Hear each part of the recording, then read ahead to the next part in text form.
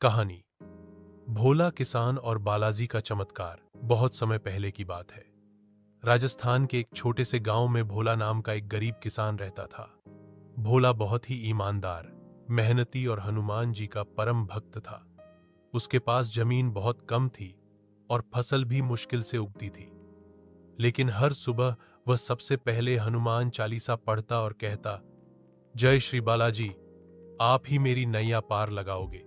एक साल बहुत भीषण सूखा पड़ा। सारी फसलें बर्बाद हो गईं। भोला के घर में खाने तक को कुछ नहीं बचा। उसकी पत्नी और बच्चे भूख से तड़पने लगे। गांव वालों ने भी उसकी मदद से मुंह मोड़ लिया। एक रात भोला बहुत दुखी होकर मंदिर में गया और बालाजी की मूर्ति के सामने बैठकर रोने लगा। उसने कहा, हे बालाजी, मैंने तो कभी कोई पाप नहीं किया, बस आपकी भक्ति की है। अब आप ही बताइए, क्या मैं अपने बच्चों को भूखा मरते हुए देखूं? बालाजी का चमत्कार। उस रात भोला को सपना आया। सपने में एक तेज प्रकाश हुआ और बालाजी स्वयं प्रकट हुए। उन्होंने कहा, भोला, चिंता मत कर।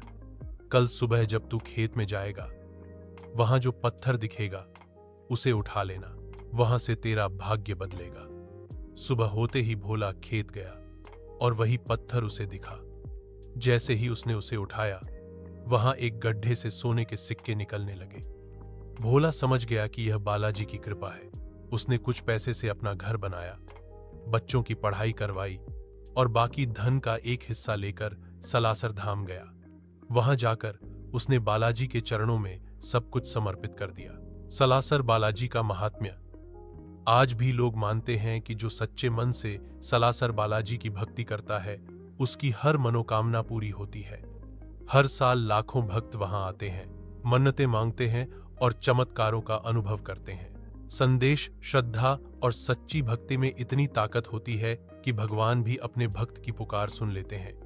जय श्री बालाजी।